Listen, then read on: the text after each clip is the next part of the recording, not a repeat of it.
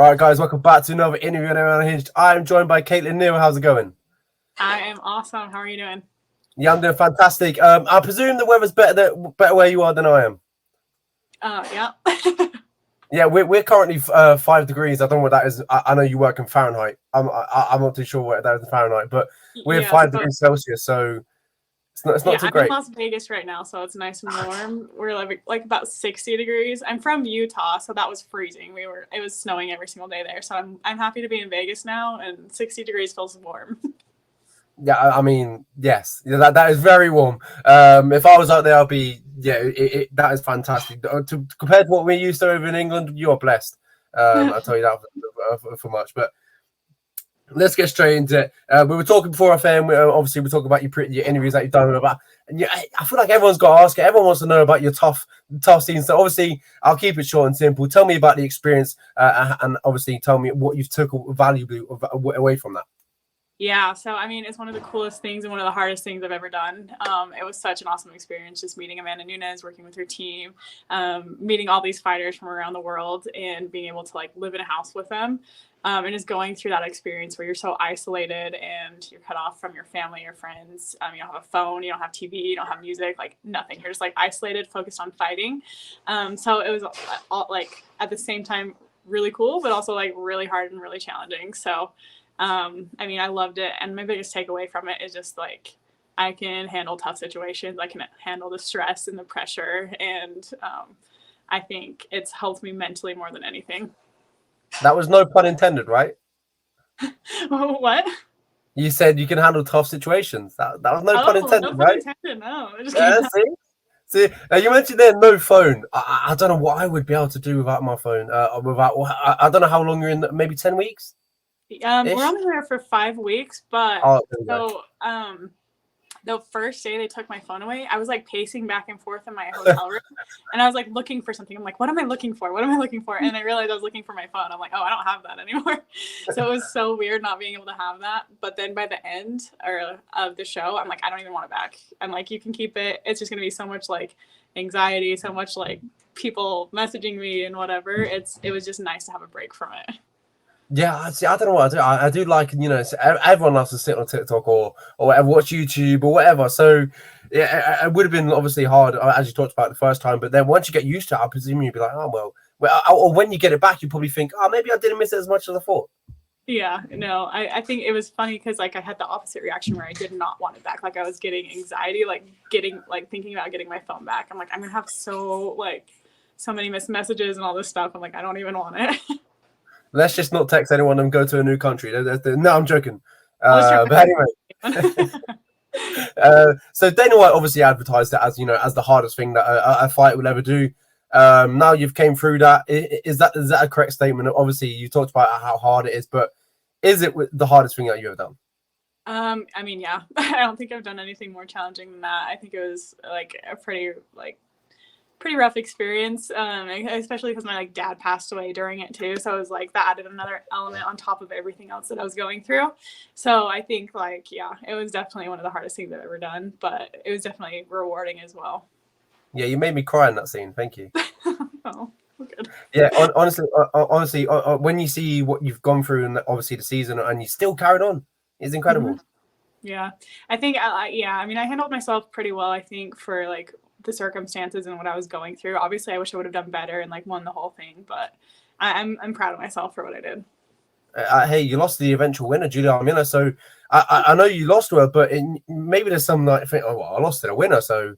Yeah, no, yeah. At least she won the whole thing. The girl that I lost to, whatever, it's fine. I would take the rematch though. I would take that rematch in a heartbeat.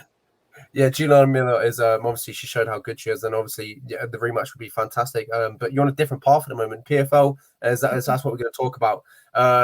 Moving over to the PFL from one big promotion to another. The PFL, the whole structure about it is different. The way that operates is different. Does that excite you? How unique they are? How they're trying to bring a different, well, not a different approach, but we're seeing obviously the NFL, the MLS, the soccer. It's like a similar style. Do you like what they're trying to bring over to MMA with that similar style? Oh yeah, I love it. I think it's just something new and fresh and like entertaining, and people who like really follow it really like that about it. And I think it's just like kind of fun to see like the in season, off season, or like whatever. And also like the $1 million tournaments are fun because like you get invested to see who's going to win, and so I think it just adds another fun element to fighting, where fighting's already fun enough to watch. Yeah, PFL have really been fantastic these past few years. They've really brought up the promotion. They're getting. I'd say obviously you've got the UFC, then you've got Bellator and PFL. I think they're level. To be honest, that's where I stand. I do think they're one, if not the second best promotion, but they're really pushing Bellator for their money. So it's a fantastic promotion, and you'll be making your debut on February 24th. Obviously, talk to me about the opportunity of making your PFL debut, the first time stepping into the smart cage. Yeah, I mean, I'm excited for it. Obviously, like I fought on Bellator, I fought on Invicta, I fought in the Apex in the UFC. So I'm like, this is like one thing that I haven't experienced. So I'm like really excited to experience it. And I think like one of the biggest thing is like they pay their fighters. So I'm like excited to finally get paid to like do what I do. So I think that's all just like gonna be so fun and exciting. And then I love that they don't have a 125-pound weight class, so they're developing it. And I want to be at the forefront of that. I want to be the face of it. I want to be the champion. So whatever I got to do to make that happen, I'm ready for that. Well, this is what it is, and the event on February 24th is obviously full of 125-pounders, some familiar faces as well. So it's given you all opportunity to showcase yourself, and obviously, as you talked about, just to elevate the 125-pound division to the main roster. That's what I would like to see. Yeah, totally. I mean, I think it's fun. I have a couple like people that I know through fighting also in the tournament, or like in that, I guess, on the Challenger series. So I'm excited to see how we all do and how it all comes together. Yeah, I believe was it what's her name? I don't know how to say her second name, but is it Helena? She fought in the tough as well, I believe. Yeah, Helen. Yeah, so yeah, I'm so bad with names. Just wait until I try and pronounce your opponent's name. You're gonna laugh. Well, I don't know how to pronounce my opponent's name, but yeah, no, Helen. I was gonna go with in the Ultimate Fighter. Yeah. So obviously you can maybe share experiences. That'd be good. But honestly, it's a fantastic. I like what PFL done. Obviously, a full women's card. I think it's obviously a fantastic. I'm really excited to see obviously you showcase, and there's some fantastic fights as well on the card as well. But let's talk about your opponent. I was going to go with Griet, Eeckhout. I don't know. Couldn't correct you if I. I have no idea. So she's from Belgium, so there's probably an accent I would say somewhere, but I'm terrible at pronouncing names. I'm gonna call her the Pineapple, and that's all I know. I know how to pronounce that. Yeah, so she's from Belgium, so there's probably an accent somewhere. And what I've seen from her, she's a grappler, and obviously she enters a lot of grappling tournaments as I've seen. And yourself, a purple belt in grappling as well. Do you see the fight taking place in that aspect? So I'm a lot taller than her. I really like striking, so I'm pretty good at keeping my distance, and I have a really great takedown defense. So I think if like I'm standing with her and I'm like destroying her on the feet, I'm gonna keep it there. But then I'm also like really comfortable on the ground. If I need to, I'll take it down, or if I somehow get taken down, I'm pretty good at reversing it and getting on top. So I think anyway this goes, like I got it. So I'm pretty excited for it. Yeah, if I'm correct in saying you got your purple belt this month. I got it. Oh shoot, I think it was in November. Pretty recently. Maybe you posted the video in January. I did like a certification of it because yeah. I remember you walking up getting your purple belt. My bad, my apologies. But yeah, obviously I've seen that you're a purple belt, and you talked about your hands as well. So obviously it's a fantastic fight. Obviously she's fought once in Bellator, but primarily been on the European local scene. Out of her 6 wins, she's finished 4. So that immediately tells me she likes to press the fight. She likes to push forward.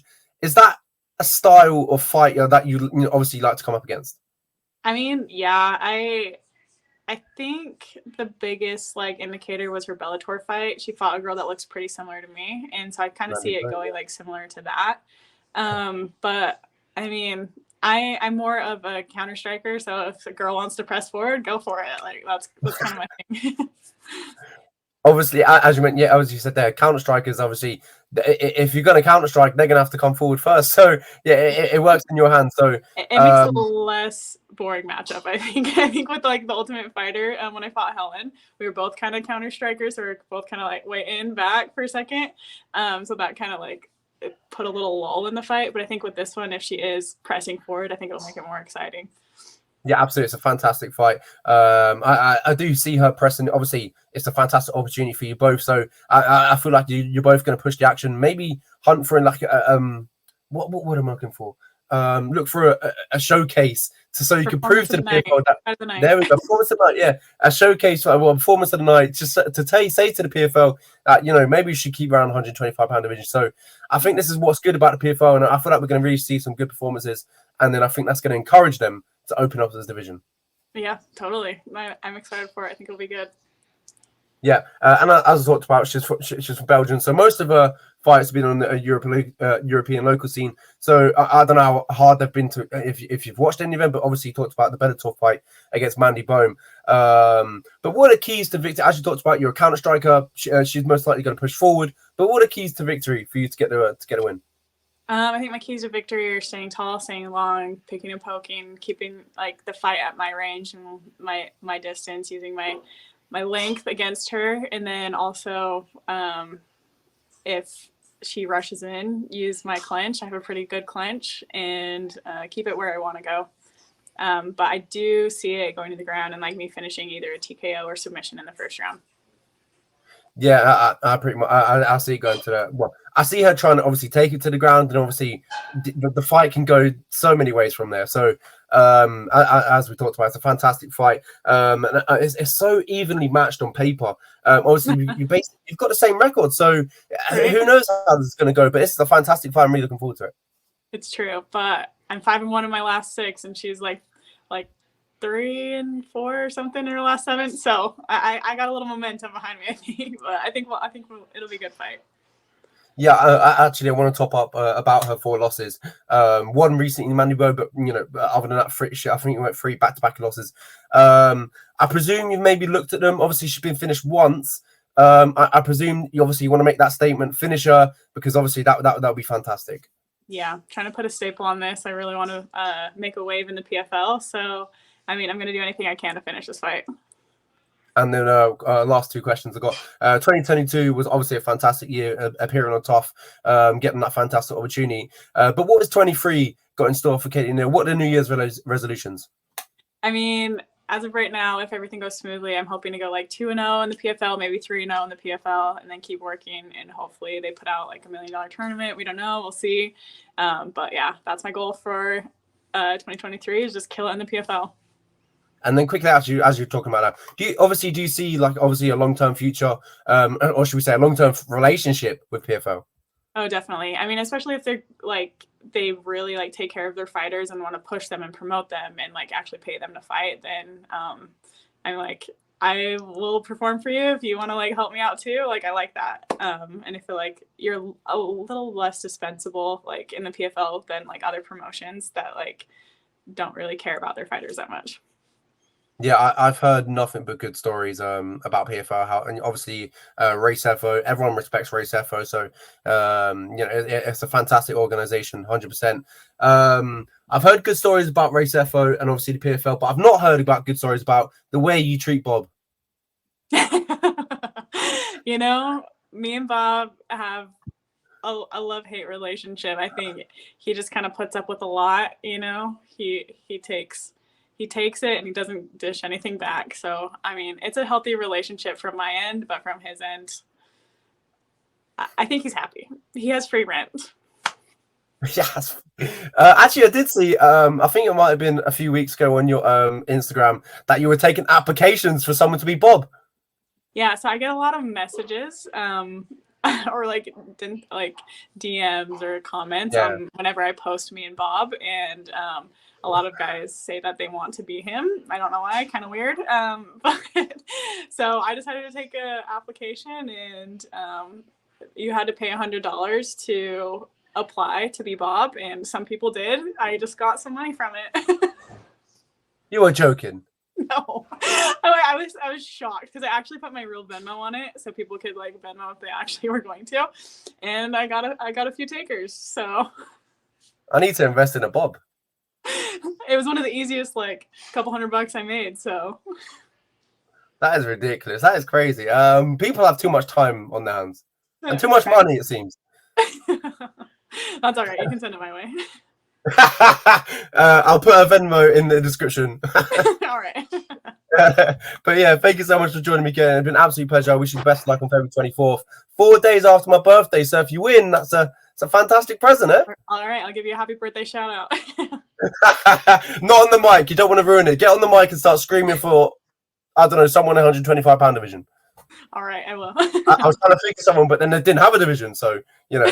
But yeah, thank you so much for joining me. It's been an absolute pleasure. Wish you best of luck on February 24th. I hope you bring it home. Thank you so much.